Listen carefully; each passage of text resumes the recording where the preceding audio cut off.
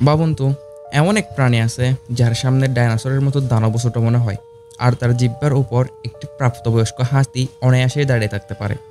ইতিহাসের সবচেয়ে বড় স্থলচর প্রাণী ছিল ডাইনোসর। আর এই ডাইনোসরের মধ্যে সবচেয়ে বড় ডাইনোসর ছিল আর্জেন্টোনোরাইস নামের একটি ডাইনোসর। এই ডাইনোসরের ওজন ছিল প্রায় 70 টন। আর এমন 70 টনের 3টি ডাইনোসর একসাথে দাঁড়ালেও একটি নীলতিমির সমান হবে না। এই নীলতিমি চাইলে একসাথে শত শত টন পানি মুখে টেনে নিতে পারে। শুধু তাই নয়, নীলতিমির হৃৎপিণ্ডের ওজন প্রায় একটি ঘোড়ার সমান। আর প্রত্যেকটি স্পন্দনে শরীরের ভেতর দিয়ে প্রবাহিত হয় প্রায় 500 লিটার রক্ত। জেনে অবাক হবেন যে এই প্রাণীর ডাক ছড়িয়ে পড়ে সমুদ্র পেরিয়ে প্রায় 800 কিলোমিটার দূর পর্যন্ত। এখন একটু কল্পনা করুন এই প্রাণীটা কতটা বিশাল আর কতটা শক্তিশালী। কিন্তু আজকের এই ভিডিওতে শুধু তার আকার নিয়েই নয়, এক সময়ের ছোট্ট স্থলচর প্রাণী থেকে কীভাবে নীলতিমি সমুদ্রের রাজা হয়ে উঠল সে রহস্য উন্মোচন করব আজকের এই ভিডিওতে। তাই ভিডিও শেষ পর্যন্ত অবশ্যই দেখুন। আর যদি নতুন হয়ে থাকেন সাবস্ক্রাইব করবেন আর বেল আইকন অন রাখতে ভুলবেন না। আজ থেকে লক্ষ লক্ষ বছর আগে যখন পৃথিবীতে ডাইনোসরের ডাক উঠছিল, তখন আর্জেন্টোনোরাইস ছিল সবচেয়ে বিশাল স্থলচর প্রাণী। এই প্রাণীর দৈর্ঘ্য ছিল 30 থেকে 35 মিটার আর ওজন ছিল প্রায় 70 টন, যা একটি ট্রাকের সমান। কিন্তু অবাক করা বিষয় হলো 3টি আর্জেন্টোনোরাইস মিলে যত ওজন হবে, একটি নীলতিমির ওজনই প্রায় ততটাই। অর্থাৎ 3টি ডাইনোসরের সমান একটি মাত্র নীলতিমি। এমনকি একটি এয়ারবাস A320 বিমানও এর সামনে তুচ্ছ মনে হয়। নীলতিমির জিহ্বার ওজন প্রায় 3 টন, মানে একটি প্রাপ্তবয়স্ক হাতির সমান। হৃৎপিণ্ড এতটাই বড় যে একে তুলনা করা যায় একটি ছোট গাড়ির সাথে। এমনকি একজন মানুষও হৃৎপিণ্ডে অনায়াসেই দাঁড়িয়ে থাকতে পারে। এতক্ষণে হয়তো বুঝতে পেরেছেন কেন পৃথিবীর সবচেয়ে বড় প্রাণী হলো নীলতিমি। কিন্তু প্রশ্ন হলো, কিভাবে নীলতিমি এত বড় হলো? অনেক বিজ্ঞানী ভেবেছিলেন পানিতে বেঁচে থাকার কারণেই হয়তো এর শরীর এত বড় হয়েছে। কিন্তু সত্যিকারের রহস্য লুকিয়ে আছে তাদের খাবারের অভ্যেসে। আসল শক্তি এসেছে তাদের অনন্য খাদ্যাভ্যাস এবং ফিল্টার ফিডিং প্রতিক্রিয়া থেকে। তবে এর আগে একটি ভিন্ন কৌতূহল মেটানো যাক। আপনারা হয়তো মনে করতে পারেন পৃথিবীর সবচেয়ে বড় প্রাণী মানেই সে সবচেয়ে লম্বা প্রাণীও, কিন্তু বিষয়টা এমন না। সমুদ্রের ভেতরে রয়েছে আরেক বিস্ময়কর প্রাণী, বুটসেল ওয়ার্ম। এই প্রাণীটি দৈর্ঘ্যে প্রায় 55 মিটার পর্যন্ত লম্বা হতে পারে, যা একটি ফুটবল মাঠের চেয়েও বেশি। তবে এর ওজন এতটাই সামান্য যে নীলতিমির সামনে এই প্রাণীটিকে পিঁপড়ার মতো লাগে। তাই বিজ্ঞানীরা নির্ধারণ করেছেন আকার মাপা হবে ওজন দিয়ে। তাই সে প্রতিযোগিতায় নিরুক্ষভাবে বিজয়ী হয় নীলতিমি। নীলতিমির শরীর যেন এক জীবন্ত বিজ্ঞান কল্পকাহিনী।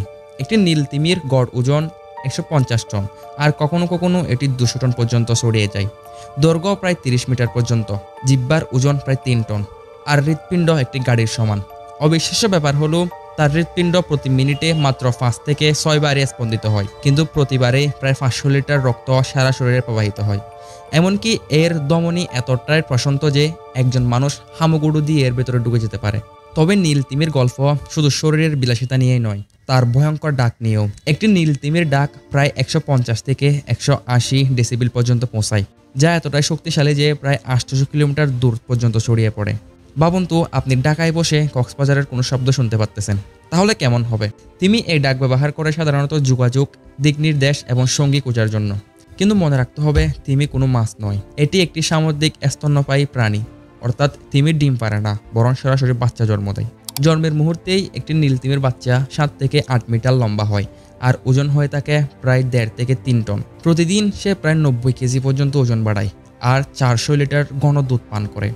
এই দুধ সাধারণ দুধের মতো নয়, এটি অনেকটা টুথপেস্টের মতো ঘন এবং গরুর দুধের তুলনায় 10 গুণ বেশি ফ্যাটযুক্ত। তাই কয়েক মাসের মধ্যেই নীলতিমির বাচ্চা বিশাল আকার ধারণ করে। নীলতিমির কোনো স্থায়ী ঘরও নেই, তারা সমুদ্রের এক প্রান্ত থেকে আরেক প্রান্তে ঘুরে বেড়ায়। গ্রীষ্মকালে যায় ঠান্ডা অঞ্চলে, যেমন আর্কটিক বা অ্যান্টার্কটিকায়, আর শীতে চলে আসে উচ্চ এলাকায়। বছরের পর বছর হাজার হাজার কিলোমিটার ভ্রমণ করাই তাদের নিয়ম। কিন্তু এত দূরে ভ্রমণে টিকে থাকতে হলে প্রচুর খাবারের প্রয়োজন। এখন প্রশ্ন হলো, পৃথিবীর সবচেয়ে বড় প্রাণী আসলে কি খায়?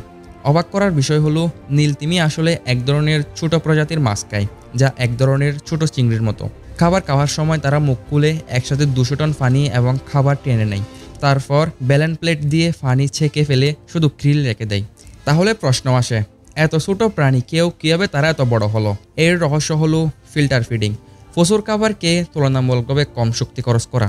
ঠিক যেমন গরু সারাদিন ঘাস খেয়ে শক্তি সঞ্চয় করে, তেমনই নীলতিমি হাজার হাজার ক্রিল খেয়ে শক্তি অর্জন করে, অতিরিক্ত শক্তি নষ্ট করে না। তাই এই কৌশল তাদের বিলাসিতাকে আরও বৃদ্ধি করে তোলে। আজ থেকে প্রায় 3 কোটি বছর আগে ব্যালেন হুয়েলদের বিবর্তন শুরু হয়। বরফ যুগ শেষ হওয়ার পরেই খাদ্যের উৎস দূরে দূরে ছড়িয়ে পড়ে। তখন টিকে থাকার জন্য বড় শরীরের প্রয়োজন হয়। বড় শরীর মানে শক্তি সঞ্চয় বেশি, শিকারের ভয় কম আর দীর্ঘ ভ্রমণের ক্ষমতা।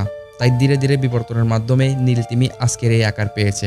তবে জানেন কি, আজকের চেয়েও একসময় নীলতিমি আরও বড় ছিল। আজ থেকে 100 বছর আগে এদের দৈর্ঘ্য ছিল 33 মিটার পর্যন্ত আর ওজন হতো প্রায় 210 টন পর্যন্ত। কিন্তু মানুষের লোভ তাদের প্রায় বিলুপ্তের পথে ঢেলে দিয়েছে। 8ম শতক থেকে নীলতিমির শিকার শুরু হয় আর 1600 শতকে তা শিল্পে পরিণত হয়। 20 শতকে এসে ভয়াবহ আকার ধারণ করে। শুধু 1930 সালে এক বছরে মারা যায় 5000-এরও বেশি নীলতিমি। তাদের মাংস, চর্বি থেকে তেল এবং বেলেন প্লেট ব্যবহার করা হতো নানা রকম জিনিস তৈরি করতে। এতে আস্তে আস্তে পৃথিবীর সবচেয়ে বড় প্রাণীটি ধ্বংসের দ্বার প্রান্তে পৌঁছে যায়। শেষমেশ 1986 সালে আন্তর্জাতিকভাবে নিষেধাজ্ঞা জারি হওয়ার পর নীলতিমি শিকার বন্ধ হয়। তবুও আজও তাদের সংখ্যা খুবই কম। বর্তমানে বিশ্বে মাত্র 10 থেকে 25,000 নীলতিমি বেঁচে আছে। অথচ 1926 সালে এর সংখ্যা ছিল প্রায় 1.5 লাখেরও বেশি। এখন প্রধানত তারা দেখা যায় অ্যান্টার্কটিক ও উত্তর প্রশান্ত মহাসাগরে। কিন্তু প্রশ্ন হলো, আমরা কি সত্যি তাদের রক্ষা করতে পারবো? নীলতিমি শুধু একটি প্রাণী নয়, এটি পৃথিবীর প্রাকৃতিক ভারসাম্যের প্রতীক। জলবায়ু পরিবর্তন, দূষণ, প্লাস্টিক বর্জ্য, জাহাজের শব্দ সবকিছুই তাদের জীবনে প্রভাব ফেলতেছে। বিজ্ঞানীরা বলেছেন জাহাজের শব্দে অনেক সময় তিমির ডাকা পড়ে যায়, ফলে তিমির যোগাযোগ ব্যাহত হয়। তাদের খাদ্যের ঘাটতিও বড় সমস্যা। তাই নীলতিমিকে রক্ষা করা মানে কেবল একটি প্রজাতিকে নয়, পুরো সামুদ্রিক প্রাণীকুলকে বাঁচানো। আপনার কি মনে হয়, আমরা কি পারবো পৃথিবীর সবচেয়ে বড় প্রাণীকে রক্ষা করতে? নাকি লোভের কারণে একদিন সত্যি পৃথিবী থেকে হারিয়ে যাবে এই সামুদ্রিক রাজা? আপনার মতামত কমেন্ট বক্সে জানান। ভিডিও ভালো লাগলে লাইক দিন, চ্যানেল সাবস্ক্রাইব করুন। দেখা হবে পরবর্তী আরেকটি আকর্ষণীয় ভিডিও নিয়ে। ভালো থাকবেন, সুস্থ থাকবেন। আল্লাহ হাফেজ।